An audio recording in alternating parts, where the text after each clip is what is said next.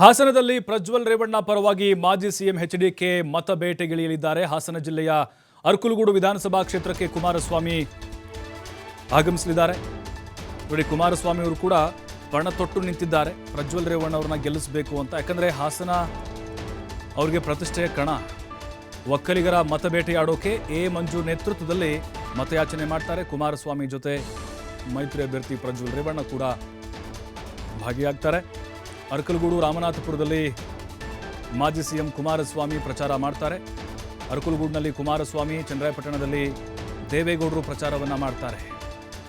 ನೋಡಿ, ಈಗ ಇಡೀ ದೇವೇಗೌಡರ ಕುಟುಂಬ ಹಾಸನವನ್ನ ಸವಾಲಾಗಿ ತೆಗೆದುಕೊಂಡಿದೆ.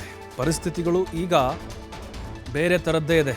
ಕಳೆದ ಬಾರಿ ಬಹಳ ಈಸಿಯಾಗಿ ಪ್ರಜ್ವಲ್ ರೇವಣ್ಣ ಅವರು ಗೆದ್ದುಬಿಟ್ರು.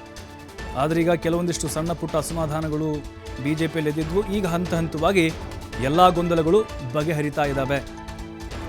ಕುಮಾರಸ್ವಾಮಿ ಅವರು ನೋಡಿ, ಈಗ ಮಂಡ್ಯದ ಅವರ ಅಭ್ಯರ್ಥಿ ಆದರೂ ಅಲ್ಲಿ ಜಾಸ್ತಿ ಹೋಗ್ತಾ ಇಲ್ಲ. ಅವ್ರಿಗೆ ಭಾಳ ವಿಶ್ವಾಸ ಇದೆ.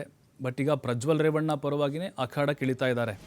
ಅಂದರೆ ಅವರು ತಮ್ಮ ಇರುವಂಥ ಕ್ಷೇತ್ರಗಳನ್ನು ಉಳಿಸ್ಕೊಳ್ಬೇಕು ಅಂತ ತಮ್ಮ ಬೇಸ್ ಎಲ್ಲಿದೆಯೋ, ಹಾಸನ ಆಗಿರ್ಬೋದು, ಮಂಡ್ಯ ಆಗಿರ್ಬೋದು, ಕೋಲಾರ, ಈಗ 3 ಜನ ಅಭ್ಯರ್ಥಿಗಳು JDSನಿಂದ ಕಣಕ್ಕಿಳಿದಿದ್ದಾರೆ.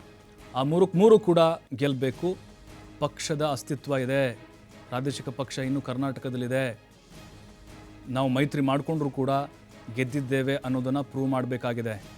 ವಿಧಾನಸಭೆ ಚುನಾವಣೆಯಲ್ಲೂ ಕೂಡ JDSಗೆ ಒಂದು ಕಳಪೆ ಪ್ರದರ್ಶನ. ಆದರೆ ಈಗ ಅಗ್ನಿ ಪರೀಕ್ಷೆ. 3ರಲ್ಲಿ 2 ಗೆಲ್ಲಬೇಕು.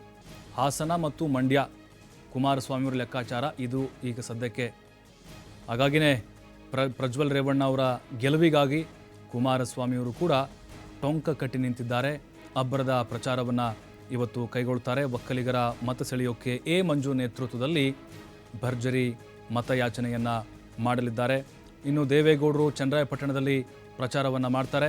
ಅರಕಲಗೂಡಿನಲ್ಲಿ ಕುಮಾರಸ್ವಾಮಿಯವರೇ ಅಖಾಡಕ್ಕಿಳಿತಾರೆ.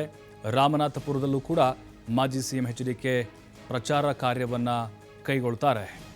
ಜೊತೆಗೆ ಅಲ್ಲಿ ಇಡೀ ರೇವಣ್ಣ ಆ್ಯಂಡ್ ಫ್ಯಾಮಿಲಿ ಅವರೇನಿದ್ದಾರೆ ಎಲ್ಲರೂ ಕೂಡ ಈಗ ಹಾಸನದಲ್ಲೇ ಬೀಡು ಬಿಟ್ಟಿದ್ದಾರೆ.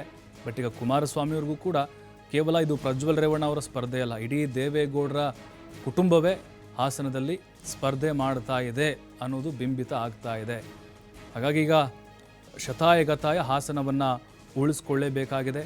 ಯಾಕಂತ ಹೇಳಿದ್ರೆ 2019ರಲ್ಲಿ ಪ್ರಜ್ವಲ್ ರೇವಣ್ಣ ಭಾರಿ ಮತಗಳ ಅಂತರದಿಂದ ಗೆದ್ದಿದ್ದರು. ಅದಾದ ಮೇಲೆ ಈಗ ಕೆಲವೊಂದಿಷ್ಟು ಸವಾಲುಗಳು ಕೂಡ ಅವರ ಮುಂದೆ ಇದ್ದಾವೆ. ಜೊತೆಗೆ ನೇರ ಫೈಟ್ ಇರೋದ್ರಿಂದಾಗಿ ಸೆಣಸಾಡಲೇಬೇಕಾಗಿದೆ.